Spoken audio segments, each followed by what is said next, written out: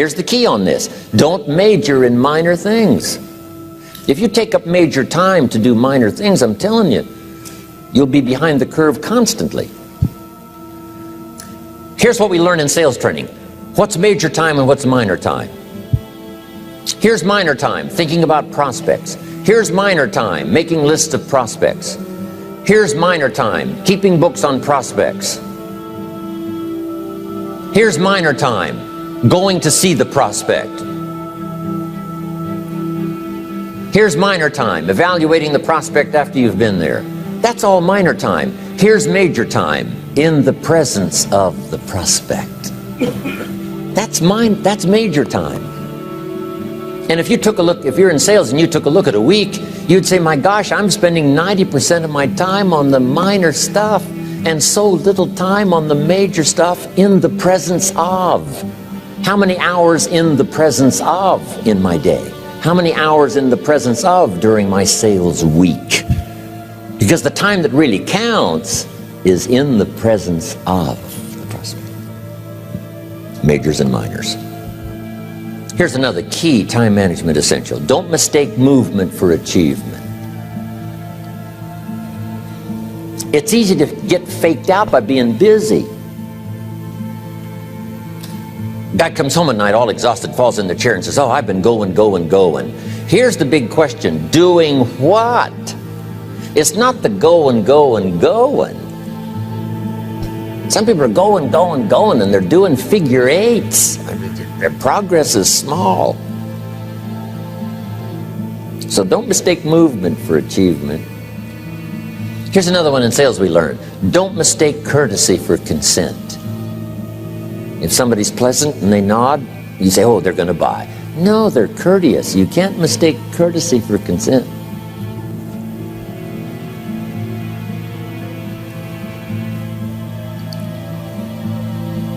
Now here's a big one, concentration. I had to learn this. All those years ago, I'm in the shower trying to compose a letter. Found it turns out to be a strange letter.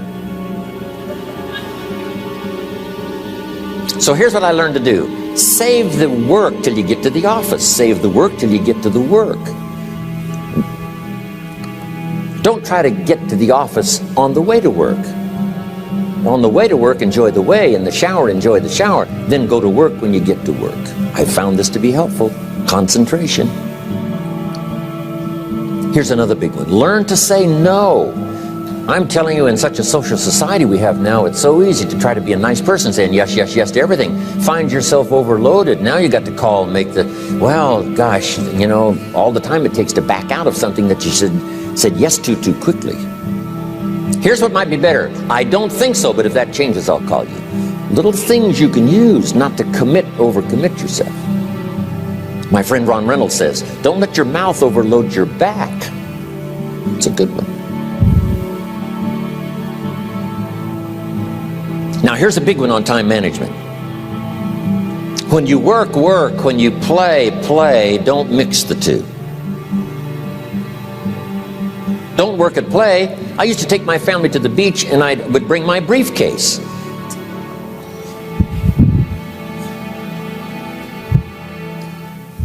I learned not to do that. Or at the beach I'm saying I should be at the office. Now my family's upset.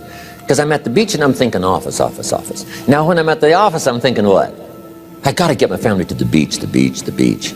So things are not going too well at the office because I'm thinking beach, and things are not going too well at the beach because I'm thinking office. Here's what I learned to do. At the beach, be at the beach. At the office, be at the office. When you work. When you play. Don't mix the two.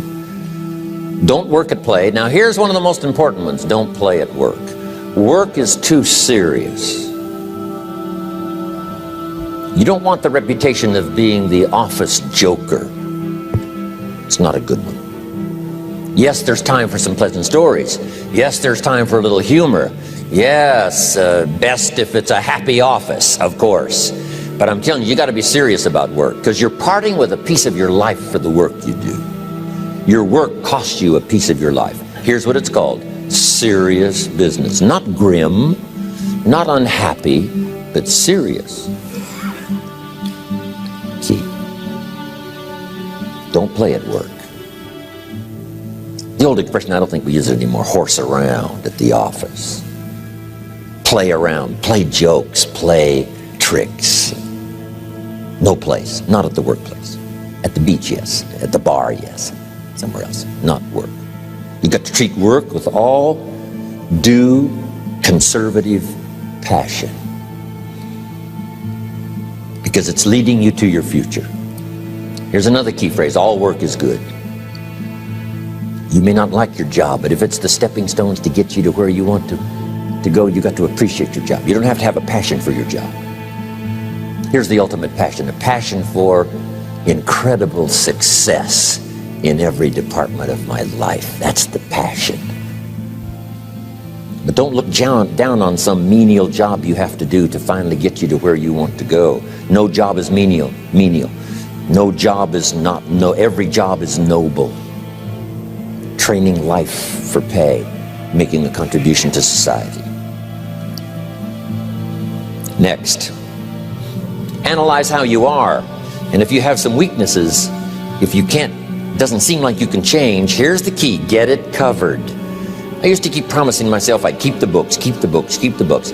Finally, I gave that up. And back then, it only took me an extra $50-60 a month for some accountant to keep the books. I said, no, I'm going to save the $50. You can't believe what I started losing in productivity because I tried to save the $50. So the key is, a lot of the time you can stay like you are, but just make sure you get it covered. Okay. Next, beware of the telephone and all other systems of communication, especially the telephone at home and systems of communication at home. And here's one of the best lines I've got for you for the weekend: let all communication systems serve you, but don't let them intrude. When it comes time to have dinner with your family, you shut off all systems, unless the ones that can take messages silently. Don't let the phone ring. Don't let anybody intrude, come through the front door, nor the back door, nor through the telephone or any other device. So you can't reach John and his family when he's having dinner. The President of the United States couldn't get through. If you develop that kind of a reputation, father, mother, when we have dinner, when we're visiting and have this time with our family, nothing intrudes. So don't let these clever little devices keep intruding. You've got to have a place that's sacrosanct, it's valuable. You don't let anything in for that period of time. Okay. Isn't that good advice? Excellent advice. Here's the next one. Read all the books. You know, I've only got a few notes here on time management, but if you've got some particular challenges, you run a big organization, a big corporation, you've got some challenges, there's plenty of books. Now, here's what's next. Just be more alert to the things that might be stealing your time. Here's why. Time is like capital. You can't let someone steal your seed corn. You can't let someone steal your capital. And you can't let someone steal your time. You must designate your time. And some of the time that you designate, you must not let anyone steal.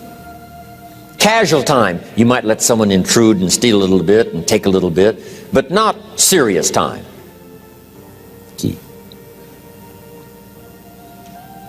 Next, one of the great time management savers is to learn to ask questions up front.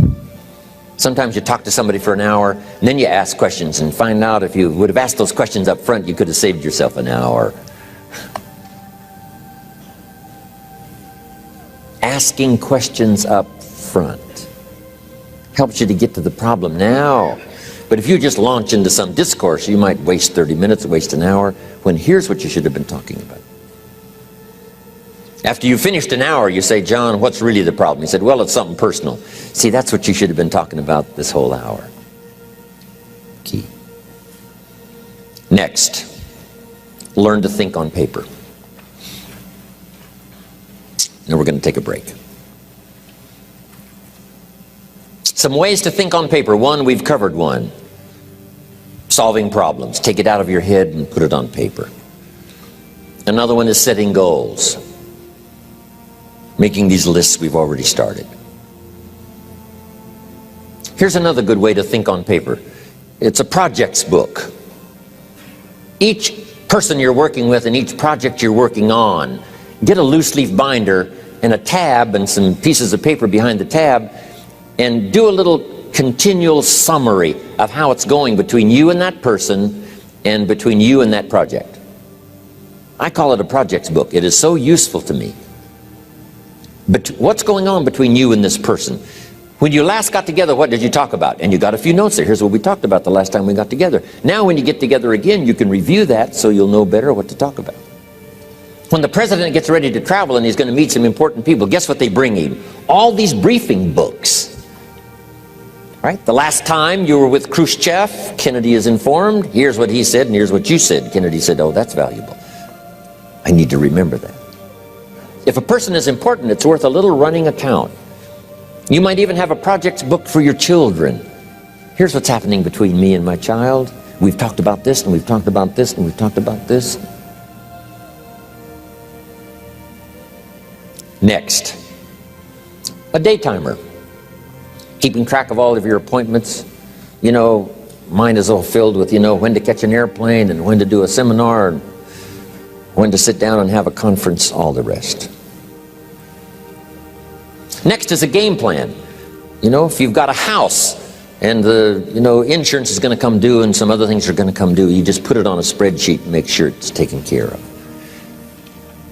Key phrase, take things out of your head and put them on paper. And the key is to just experiment with different ways that helps you to do that. Now here's the last one, thinking on paper. And that's to keep a journal. One of the things I'm known for around the world, have been now for 39, 40 years, is keeping a journal. Now my journal is not it's not necessarily it's not like a diary. It might be part diary. I'm flying over Ireland and I write down a few little things that impress me. Today I met this person. Wow, what an extraordinary event. Today I conducted this seminar in Rome. 1,000 people stood up and sang for me. I've got a little bit of a diary in there. But here's what primarily your journal is for. Collecting good ideas. A journal is to collect good ideas on your health, good ideas for your business, good ideas for your future, good ideas for time management. Because I used to take notes on pieces of paper and torn off corners and backs of old envelopes and restaurant placemats. And I threw all this stuff in a drawer. It did not serve me well. I finally learned to get a bound copy, right? And just keep a journal, right? If I was here, I had my journal, I'd be taking notes, right? These 2 days in my journal. Now, if you're caught without your journal, you just take the notes. When you get back home, you put those notes in your journal, throw the paper away. Because we don't usually go through paper to review. But see, my journals now make up a significant part of my own library. My journal's all reserved privately for my children and my grandchildren. Can you imagine what I've collected over the years? It's unbelievable. There are 3 treasures to leave behind. I think you've already got those notes, right? Here they are. Number 1, your pictures. Don't leave the event unrecorded. It takes only a fraction of a second to say, here's who I was with. When I travel the world, right? We take all these pictures, and here's one of the gifts. People send me the pictures they took of me and them.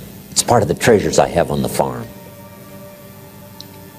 Incredible. A picture's worth 1,000 words to describe the scene, the emotion, what happened. Say, wow, this was an extraordinary day for me when I met these people.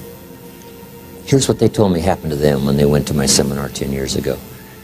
Wow, the drama comes back if you've taken the pictures. It's one of the treasures to leave behind when you go. Remember the old photographs that we have now of, 100 years ago, 70, 80 years ago, just a few photographs? What would it be like if you had thousands of photographs of the past, of your history, your mother, your father, right? Grandparents. So change all of that now for your children. Leave all your photographs as a record Here's what's next to leave behind, and that's your library. The books that changed your life, the books that changed your health, the books that rescued you from oblivion, the books that you passed on to other people, they were so exciting for you, the books that made you financially independent, the books that developed your leadership, the books that gave you wisdom to ponder when things were tough, the books that got you through the winter, the books that helped you to plant in the spring and harvest in the fall. What a treasure to leave behind. If you do that, here's what's for sure. Your books will be more valuable than your furniture.